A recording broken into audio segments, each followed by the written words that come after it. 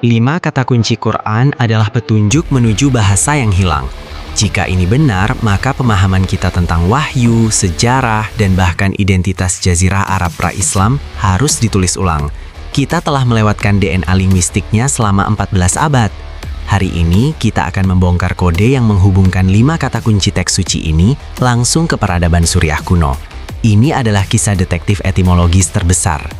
Untuk memulai investigasi ini, kita harus kembali ke akar masalah dan mengupas lapisan pertama, kesalahpahaman tentang kata Furqan.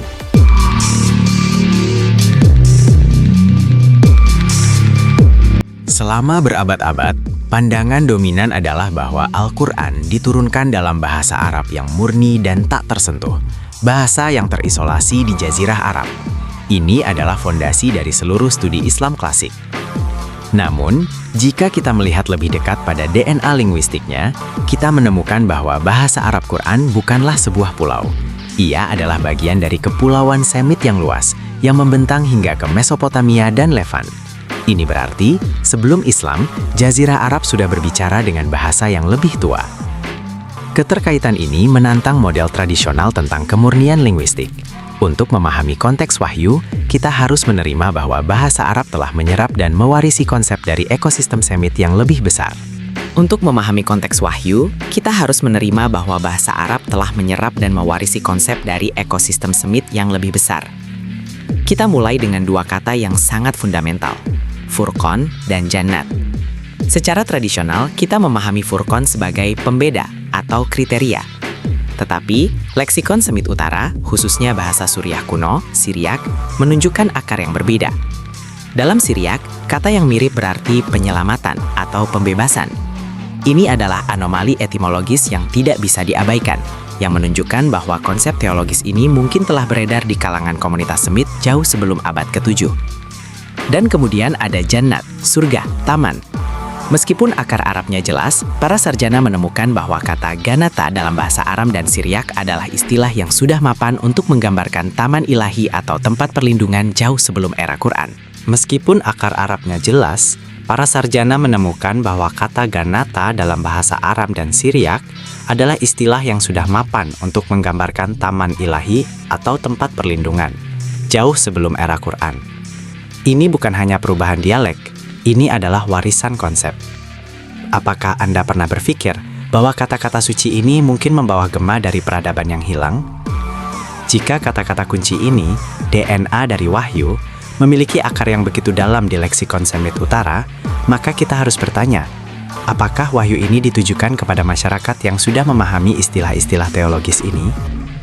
Jawaban atas pertanyaan ini adalah kunci untuk membuka konteks historis Al-Quran. Dan kata kunci ketiga yang akan kita selidiki, Malaika, akan mengguncang pemahaman kita tentang siapa sebenarnya yang menyampaikan pesan ini.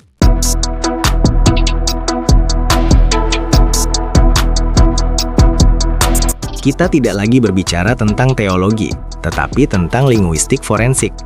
Ketika para akademisi menyelidiki kata-kata kunci Al-Quran, mereka meninggalkan tafsir tradisional dan memasuki ruang leksikografi Semit, ilmu yang dingin, yang membandingkan akar kata di seluruh rumpun bahasa Ibrani, Aram, dan Suriah. Metode ini adalah pisau bedah filologi. Kita tidak bertanya, apa artinya kata ini bagi kita sekarang? Kita bertanya, apa artinya bagi masyarakat Semit pra-Islam yang pertama kali mendengarnya, yang mungkin tinggal di lingkungan dwibahasa Arab Suriah? Bukti-bukti yang muncul dari metode detektif ini sangat mengganggu bagi pemahaman populer, terutama ketika kita beralih ke kata-kata yang paling sentral. Ambil kata Quran itu sendiri. Ambil kata Quran itu sendiri. Meskipun secara tradisional diartikan sebagai bacaan atau resitasi, studi inskripsi kuno menunjukkan koneksi yang lebih dalam. Dalam bahasa Suriah, kata Keryana atau Kiryana adalah istilah liturgis yang mapan.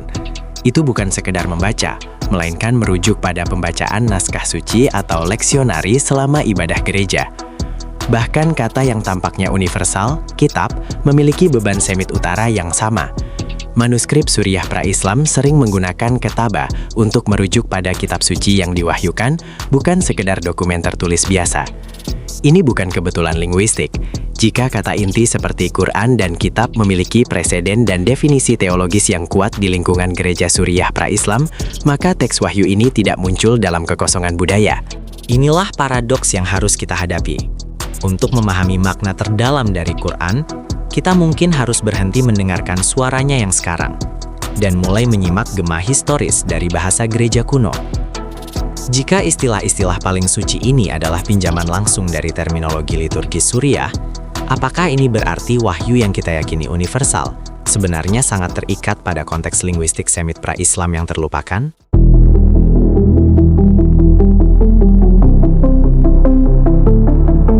Empat kata kunci pertama membawa kita pada kesadaran yang mengganggu. Teks wahyu ini berakar kuat dalam tradisi literatur Semit pra-Islam. Kita melihat bahasa liturgi Suriah sebagai cetak biru arsitektur Al-Quran yang menyediakan kerangka struktural untuk konsep-konsep suci. Namun, kita telah membahas nama-nama tempat, konsep ritual, dan nama kitab suci. Sekarang, kita harus beralih dari arsitektur eksternal ke fondasi keyakinan itu sendiri. Kata kelima yang kita selidiki adalah yang paling sensitif dan yang paling personal. Ini bukan hanya tentang pinjaman kata, melainkan integrasi teologis yang mendalam, yang menyentuh inti hubungan antara Islam awal dan Gereja Timur. Kata kunci kelima adalah Masiha. Kata kunci kelima adalah Masiha. Dalam tradisi Islam, Isa Al-Masih adalah gelar yang dihormati yang mendefinisikan kenabian Yesus. Tapi, jika kita menanggalkan lapisan Arabisasi, kita menemukan bahwa kata ini memiliki kaitan etimologis paling kuat dengan bahasa Suriah Arab Kristen. Di Gereja Timur, Yesus disebut Meshiha. Ini berasal dari akar kata yang sama dengan Masiha, yang berarti yang diurapi. Ini bukan hanya kesamaan fonetik. Ini adalah identitas linguistik yang hampir identik yang diwariskan langsung. Ini adalah momen aha yang harus kita hadapi. Jika kata-kata untuk neraka dan surga adalah pinjaman kontekstual, maka istilah untuk sosok sentral kenabian, Masiha, adalah warisan teologis langsung. Jika kata-kata untuk neraka dan surga adalah pinjaman kontekstual, maka istilah untuk sosok sentral kenabian, Masiha, adalah warisan teologis langsung. Ini menunjukkan bahwa ketika wahyu pertama kali diterima, komunitas Arab yang mendengarnya sudah akrab dengan terminologi kristologis ini. Mereka tidak menerimanya sebagai konsep asing, tetapi sebagai kelanjutan dari perdebatan teologi Semit yang sudah berlangsung selama berabad-abad. Wahyu ini tidak muncul di padang pasir yang sunyi. Ia bergema di tengah-tengah komunitas Kristen Suriah, mengadopsi dan menyerap bahasa iman mereka. Ini mengubah seluruh cara kita melihat titik awal Islam. Ia lahir dari dialog, bukan isolasi. Jika bahasa liturgi dan teologis Gereja Timur tertanam begitu dalam inti wahyu, maka kita harus mengajukan pertanyaan yang lebih berani. Siapa sebenarnya yang menulis dan mendokumentasikan teks-teks awal ini? Kita tidak lagi hanya mencari kamus Suriah. Kita tidak lagi hanya mencari kamus Suriah. Kita harus mencari manuskrip, prasasti, dan bukti sejarah yang membuktikan bahwa para sarjana dan juru tulis Suriah Kristen berada di jantung Hijaz pada saat-saat paling awal wahyu. Inilah arah baru yang akan kita telusuri, yang menuntut kita untuk melihat bukti fisik di lapangan.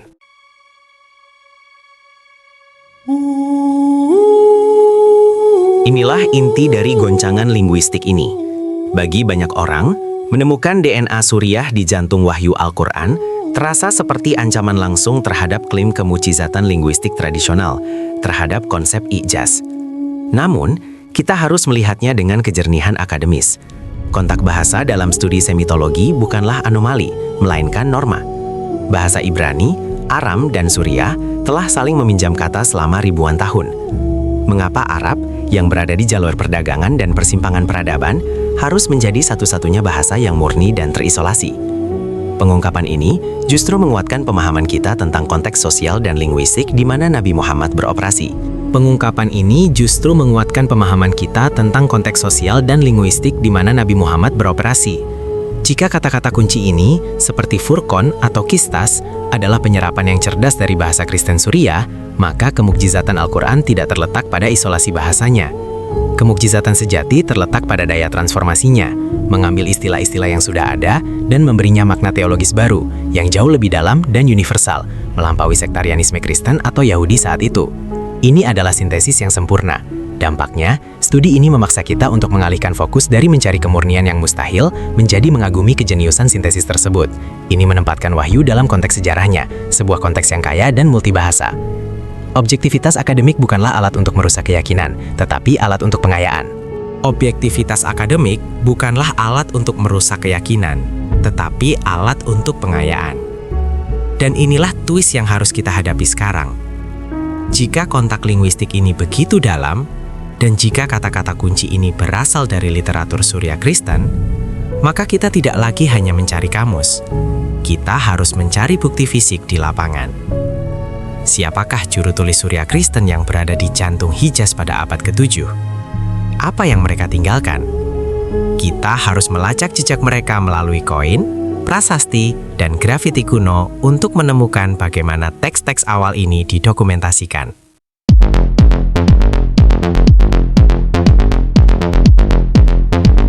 5 kata kunci itu, dari Furqan hingga Masihah, adalah DNA linguistik yang secara tegas menempatkan Al-Quran sebagai dokumen yang hidup, terikat pada tradisi Semit yang jauh lebih tua. Konteks sejarah dan ilmu bahasa hanya berfungsi sebagai alat untuk memahami arsitektur teks yang kompleks tersebut. Bahkan hingga hari ini, beberapa manuskrip Suriah kuno masih menyimpan glosa kecil yang berjarak hanya beberapa mil dari rute kafilah Hijaz abad ke-7. Inilah mengapa ilmu bahasa bukan hanya penelitian kering, melainkan sebuah jembatan yang mengubah pemahaman kita menjadi sebuah penemuan sinematik yang layak untuk direnungkan.